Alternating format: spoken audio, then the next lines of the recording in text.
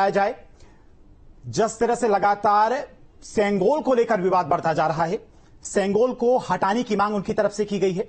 दरअसल उनकी तरफ से एक पत्र लिखा गया है, जिस पत्र में उनकी तरफ से मांग की गई है कि जो लोकसभा में सेंगोल लगा है उसे हटाना चाहिए। आरके चौधरी जी हमारे साथ जुड़ गए हैं। सबसे पहला सवाल आरके जी आपसे, सेंगोल को हटाने की मांग अचानक से समाजवादी पार्टी को कहां से याद आ गई? इससे पहले जब सेंगोल को स्थापित किया जा रहा था लोकसभा में, उस वक्त समाजवादी पार्टी के भी तमाम सांसद लोकसभा में थे। उस वक्त समाजवादी पार्टी की तरफ से इसको लेकर सवाल क्यों नहीं उठाया गया और अचानक से सेंगोल को लेकर इतना विवाद क्यों हो गया?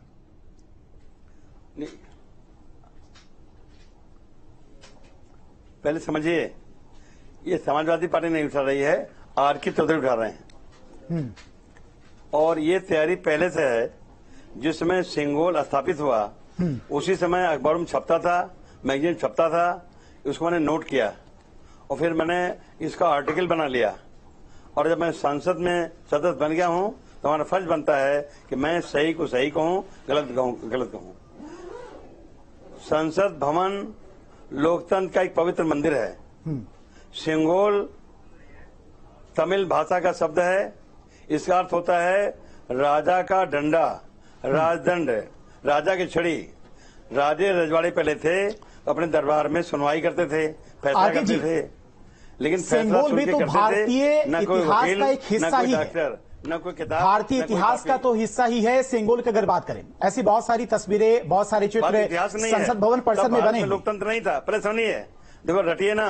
तब यहाँ लोकतंत्र नहीं। अरे सुनिए मेरे, पहले आपके तर्क, आरके जी आपके तर्क के हिसाब से तो उन राजा महाराजाओं की जो तमाम वीर गाथाएं हैं उनको भी हटा देना चाहिए। फिर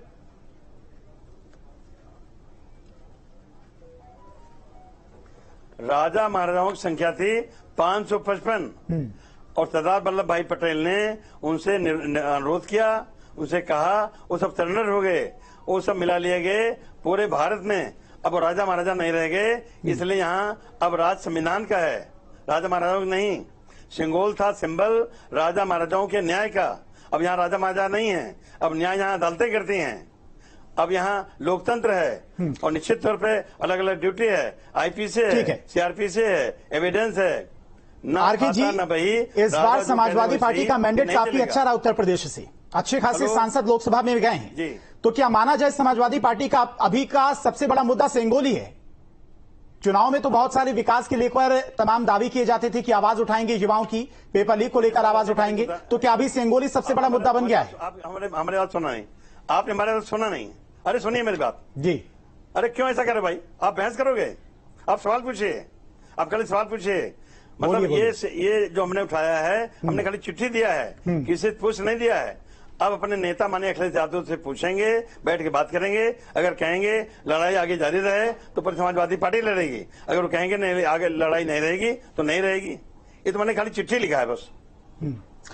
आरके जी, तर्क क्या है आपके हिसाब से? अब सब कुछ छोड़िए, आपके हिसाब से तर्क क्या है, क्यों सेंगोल को भारतीय लोकसभा से हटा देना चाहिए?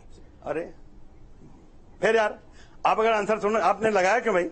अगर आपको आंसर नहीं कहना है, खाली अपनी बहस करनी है, तो क्या हमको बुला लिया? हद हो गई यार। आप खाली सवाल पूछो ना, बहस ना करो। आपका अधिकार के सवाल पूछने का है। अगर आपको अपना वर्जन देना है तो हमें क्या? बोलिए सर, बोलिए, समय तो आपको पूरा दिया जा रहा है, बोलिए। रखिए थोड़ी बकवास करता है।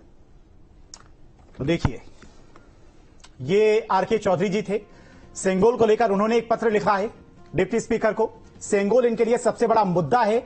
जहां चुनाव में लगातार सियासत समाजवादी पार्टी की तरफ से की जा रही थी, बेरोजगारी को लेकर लगातार मुद्दे उठाए जाएंगे संसद भवन में, अब सेंगोल ही समाजवादी पार्टी के लिए सबसे बड़ा मुद्दा हो गया है। सवाल पूछने पर इतना चढ़ गए आरके चौधरी कि सवाल का जवाब नहीं दे पा रही हैं। भारतीय लोकतंत्र में सेंगोल ही सबसे बड़ा उनके लिए मुद्दा बन गया है।